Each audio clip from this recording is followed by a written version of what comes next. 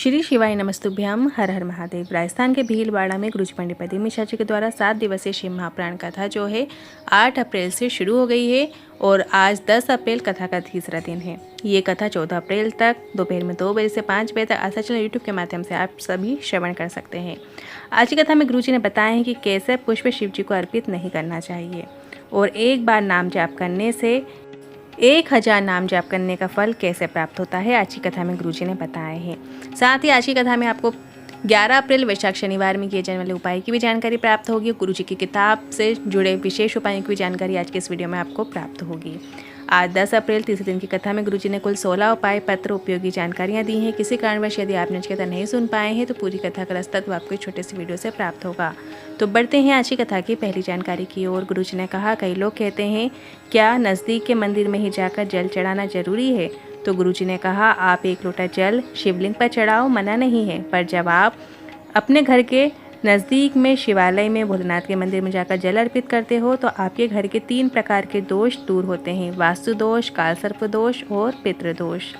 बढ़ते हैं अगली दूसरी जानकारी की ओर। गुरुजी ने कहा, श्री शिवाय नमस्तुभ्यम का मतलब क्या होता है?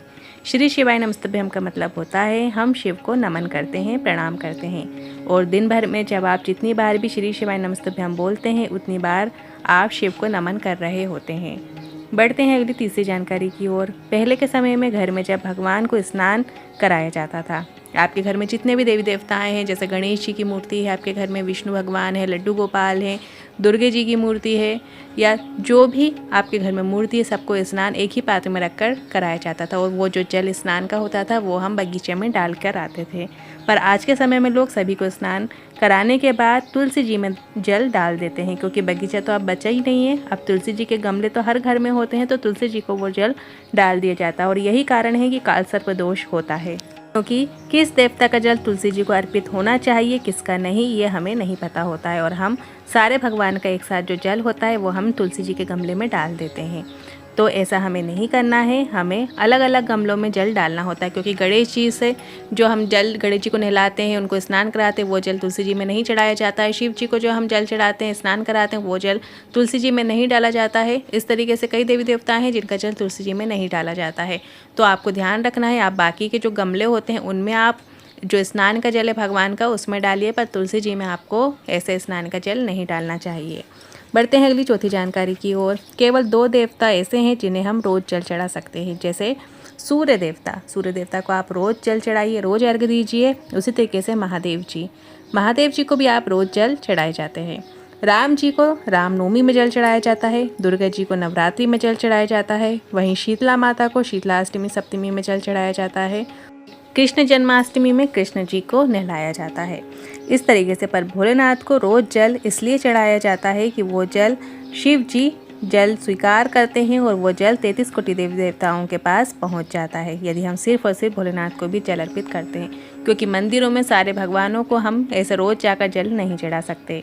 बढ़ते हैं अगली 5वीं जानकारी की ओर। गुरुजी ने कहा, जिसने अपने जीवन में प्रणाम करना चालू कर दिया है उसने अपने जीवन में परिणाम को बदल दिया है। बढ़ते हैं अगली 6वीं जानकारी की ओर। पूजा से मिलता क्या है? पूजा क्यों की जाती है? भगवान की पूजा क्यों की जाती है? तो मनुका जी ने कहा, यदि संसार में आपको पूजनीय होना है तो आपको शंकर भगवान की पूजा करनी ही पड़ेगी और जगत में आकर आपने शंकर के भगत की या शंकर की पूजा करने वाले की या शंकर की साधना करने वाले की, उसको यदि आपने नमन कर लिया है तो आपके दोष भी समाप्त हो जाते हैं। बढ़ते हैं अगली 7वीं जानकारी की ओर। किसी भी कार्य के लिए जल्दी मत करो, मंदिर जाने की जल्दी मत करो, आराम से जाओ। सबसे पहले अपने बच्चों को देखो, पति का टिफ़िन बनाओ, सास ससुर को भोजन बनाओ, उन्हें पवाओ। उसके बाद सारे काम से फ्री होकर फिर 1 लोटा जल लेकर आप मंदिर जाओ, जल चढ़ाओ। ऐसा नहीं कि घर के काम छोड़कर मंदिर में जल चढ़ा रहे हो और दिमाग में चल रहा है कि मुझे ये भी करना है, मुझे वो भी करना है। ऐसा जल चढ़ाने का कोई औचित्य नहीं है। बढ़ते हैं अगली 8वीं जानकारी की ओर। शिव महापुराण की कथा कहती है, घर में 6 का सेट होना बहुत जरूरी है। माँ बाप का, बेटा बहू का और पोता पोती का, इनका होना घर में बहुत ज़रूरी है। बढ़ते हैं अगली 9वीं जानकारी की ओर। घर में अगर कुछ लेकर आते हो तो पत्नी के लिए लाते हो तो घर के माता पिता के लिए भी कुछ लेकर आओ। वहीं जैसे बच्चों के लिए आप चिप्स कुरकुरे लाते हो तो बुजुर्ग जो आपके घर में माँ बाप हैं उनके लिए भी जो उन्हें पसंद हो वो उन्हें ज़रूर लाकर पवाओ। अगर तुम खुद खाकर आ गए हो, घर के बुजुर्ग माता पिता के लिए नहीं लाए हो, तो ऐसे लोगों को हम चोट्टा कहते हैं। बढ़ते हैं अगली 10वीं जानकारी की ओर। आज के जो पत्र गुरुजी ने पढ़े हैं वो इस प्रकार हैं। प्रियंका शर्मा जी पत्र लेकर आई, लिखती हैं, शादी के 21 साल हो गए थे, संतान सुख नहीं था, कहीं से कोई लाभ नहीं हो रहा था।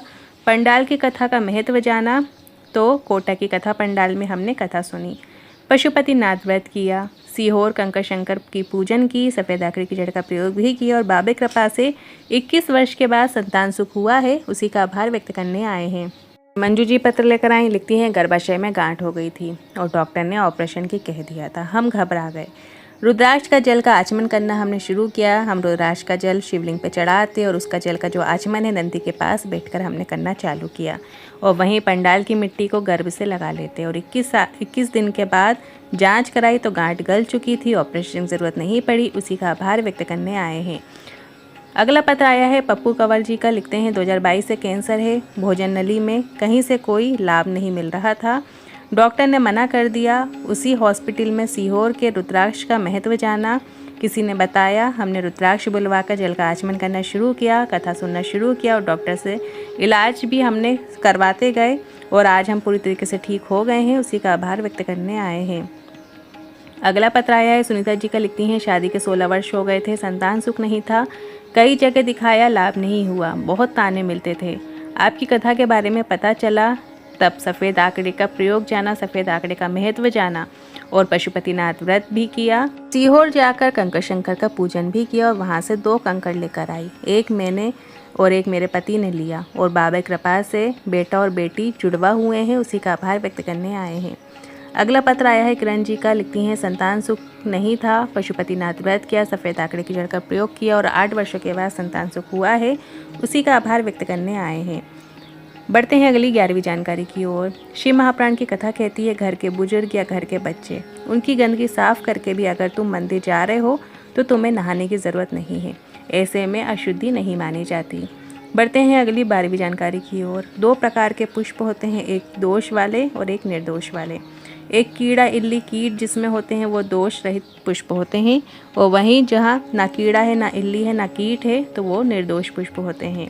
बढ़ते हैं अगली 13वीं जानकारी की ओर। कई लोग ऐसा कहते हैं कि सुबह हम घूमने के लिए निकलते हैं, टहलने के लिए निकलते हैं और डिवाइडर पे जो पुष्प लगे होते हैं उन्हें तोड़कर हम ले आते हैं और उसे शिवलिंग पे अर्पित कर देते हैं। बल्कि आप ये ध्यान रखो कि दिन भर कितनी गाड़ियों का धुआं और ड्राइवर की थूक जो गुटखा खाकर पुष्पों पर हुई है, वो पुष्प यदि आपने शिवलिंग पे अर्पित कर दिया तो ऐसे में आपको दोष लगता है। बढ़ते हैं अगली 14वीं जानकारी की ओर। गुरुजी ने कहा कि भूखे रहकर कभी भगवान प्राप्त नहीं हो सकते। इंद्रियों का संयम होना चाहिए, नेत्रों का संयम भी होना चाहिए, वाणी का संयम भी होना चाहिए। ऐसा नहीं है कि आपने भूखे रह कर रहे हो और भोजन के बारे में ही आपके विचार चल रहे हों, तो ऐसा व्रत नहीं होता। बढ़ते हैं अगली 15वीं जानकारी की ओर। अगर एक बेलपत्र आपके हाथ में है और श्री शिवाय नमस्तुभ्यम या नमः शिवाय या ओम नमः शिवाय का आपने एक बार भी यदि जाप किया है, मंत्र का उच्चारण किया है, एक बार भी यदि आपने बोला है, तो यदि आप बेलपत्र हाथ में रखकर इस तरीके से उच्चारण करते हैं तो आप वो जो आपने एक बार नाम जाप किया है या एक बार मंत्र जाप किया है तो वो 1000 बार गिना जाता है और फिर वो बेलपत्र जब अपनी कामना करते हुए आप शिवलिंग पर अर्पित कर देते हैं तो देवादेव महादेव आपकी मनोकामना निश्चित ही पूरी करते हैं। बढ़ते हैं अगली 16वीं जानकारी की ओर। 12 ज्योतिर्लिंग क्यों बनाए गए हैं, इनका कार्य क्या होता है? मनुष्य की तकदीर बदल देना। जीवन में जब कुछ अच्छा नहीं चल रहा होता है तो आपको एक प्रयास करना चाहिए, कोई भी एक ज्योतिर्लिंग में जाकर वहाँ पर आपको रात्रि विश्राम करना चाहिए, मतलब एक रात आपको जहाँ ज्योतिर्लिंग है वहाँ पे वास करना चाहिए। अगर दुख चल रहा है तो सुख आना शुरू हो जाएंगे, क्योंकि ज्योतिर्लिंग जो होती है वो किस्मत पलटने का कार्य करती है। और शिव महापुराण की कथा कहती है, अगर ज्योतिर्लिंग नहीं जा पा रहे हो तो ऐसे में आप अपने घर के नज़दीक में जो भी शिवालय है वहाँ जाकर किसी भी एक ज्योतिर्लिंग का नाम लो, जहाँ पे आपका मन कर रहा है कि मुझे यहाँ जाने का मन है, तो या जिसमें आपकी रुचि हो वो ज्योतिर्लिंग का नाम ले लो। जैसे बाबा केदारेश्वर का ले लो, काशी विश्वनाथ का ले लो, महाकालेश्वर का ले लो या बैजनाथ का ले लो, जो भी ज्योतिर्लिंग है उनका नाम लेते हुए आपको फिर वो जल चढ़ाना है अपने नज़दीकी शिवालय में शिवलिंग पे। तो जिस भाव से आप चढ़ा रहे हैं आपका विश्वास अटूट होना चाहिए, तो जिस ज्योतिर्लिंग का भाव रखकर आप वो जल चढ़ा रहे हैं वो उसे ज़रूर स्वीकार करते हैं, का विश्वास पूर्ण होना चाहिए। अब बढ़ते हैं अगली 17वीं जानकारी की ओर। गुरुजी पंडित प्रदीप मिश्रा जी की जो आगामी शिव महापुराण कथाएं हैं वो इस प्रकार हैं। इस कथा के बाद अगली शिव महाप्राण कथा 17 अप्रैल से 23 अप्रैल दिल्ली में होने जा रही है, जापानी पार्क सेक्टर नंबर 10 शिव महाप्राण कथा। और फिर 5 मई से 11 मई रांची झारखंड में होगी, जिसका एड्रेस इस प्रकार है, फुटबॉल ग्राउंड रांची कांकेर में, और इसका समय दोपहर में 1 बजे से 4 बजे तक रखा गया है। अब बढ़ते हैं अगली जानकारी की ओर। 11 अप्रैल वैशाख शनिवार का दिन है, तो इसमें किया जाने वाला एक विशेष उपाय है। जैसे कि वैशाख का महीना चल ही रहा है, तो ऐसे में आपको शीतल जल का तो प्रयोग करना ही है, मतलब मिट्टी के पात्र वाला जो जल है, जो हम हमेशा वीडियो में रोज़ ही बता रहे हैं लगभग, तो मिट्टी वाला जो जल है, अगर आपके घर में मटका है तो उसका जो जल है वो आपको भोलेनाथ के मंदिर में चढ़ाना चाहिए। और अपने घर में भी जो आप पूजा करते हो रोज़, तो रोज़ वही शीतल जल से आपको अपने घर के भगवान को भी स्नान कराना चाहिए। शंकर भगवान की शिवलिंग है या कंकर शंकर आपके घर में विराजमान है, उनको भी आप शीतल जल से ही स्नान कराइए। वहीं यदि आपके पास मटका नहीं है, तो आप जो बड़े बड़े दिए होते हैं उनमें भी जल भरकर थोड़ी देर रखे रहने दें, और फिर वो जल आप उससे बाबा को स्नान करा सकते हैं। यदि कई बार ऐसा होता है कि नहीं कर पा रहे हैं, तो एक बेलपत्र यदि आपको प्राप्त हो जाती है तो वो शीतल जल का कार्य करती है। यदि एक बेलपत्र आप अपने तांबे के कलश में जल भरकर डाल लेते हैं और फिर उस जल को भी आप बाबा को स्नान कराते हैं, तो वो भी शीतल जल का ही कार्य करती है। अब 11 अप्रैल है, वैशाख शनिवार का दिन है, तो यदि धन वैभव की कमी है या फिर कर्जा बहुत अधिक बढ़ गया है, तो एक दिया जो है वो कुबेर के नाम से लगाया जाता है पीपल के वृक्ष के नीचे। तो शाम के समय, रात्रि के समय 8 बजे का जो लगभग समय होता है, वो कुबेर का स्थान माना जाता है, कुबेर का वास माना जाता है पीपल के वृक्ष में। तब आप, यदि कर्जा मुक्ति चल रही है, तब आप एक सरसों के तेल का दिया या कोई भी तेल का दिया आप पीपल के वृक्ष के नीचे प्रज्वलित कर सकते हैं कुबेर का स्मरण करते हुए। वहीं यदि धन वैभव की कमी है, धन वैभव चाहते हो, तो ऐसे में आपको एक घी का दिया गोलबाती का रात्रि 8 बजे आपको शनिवार के दिन आपको प्रज्वलित करना होता है पीपल के वृक्ष के नीचे, कुबेर का ही स्मरण करते हुए। इस तरीके से दोनों उपाय किए जाते हैं, दोनों का अलग अलग महत्व होता है। तेल के दिए का और घी के दिए का, इन दोनों का अलग महत्व है। अब बढ़ते हैं गुरु जी की किताब में। गुरु जी ने जो विशेष जानकारियाँ दी हैं, उनकी कुछ जानकारियाँ देख लेते हैं। गुरु जी की किताब में दिया हुआ है कि भगवान शिव को कौन सा रस चढ़ाने से क्या फल मिलता है, ये जानेंगे। जैसे यदि बुखार ताप हो जाता है, तो ऐसे में भगवान शिव को जल धारा चढ़ाने से शीघ्र लाभ मिलता है। वहीं तेज़ दिमाग के लिए शक्कर मिश्रित दूध भगवान शिव को ज़रूर चढ़ाना चाहिए। जब भी आप दूध अर्पित करें, तो उसमें थोड़ी सी पिसी हुई शक्कर आप डाल लें, और फिर आप श्री शिवाय नमस्तुभ्यम कहते हुए या पंचाक्षर मंत्र का प्रयोग करते हुए वो दूध शंकर भगवान की शिवलिंग पर ज़रूर चढ़ाएँ। वहीं शिवलिंग पर जब हम गन्ने का रस चढ़ाते हैं, तो सभी आनंदों की प्राप्ति हमें प्राप्त होती है। वहीं यदि हम सुगंधित तेल से भगवान शिव का अभिषेक करते हैं, तो हमारी जो समृद्धि में वृद्धि होती है। उसी तरीके से शहद से भगवान शिव का अभिषेक करने से टीबी रोग में आराम मिलता है। नपुंसक व्यक्ति अगर शुद्ध घी से भगवान शिव का अभिषेक करे, ब्राह्मण को भोजन कराए और सोमवार का व्रत करे, तो उसकी समस्या का निदान संभव है। ये वीडियो आपको कैसी लगी कमेंट के जरिए जरूर बताइएगा। वीडियो थोड़ी भी उपयोगी लगी हो तो वीडियो को लाइक करके कमेंट बॉक्स में हर हर महादेव जरूर टाइप कीजिएगा। श्री शिवाय नमस्तुभ्यम।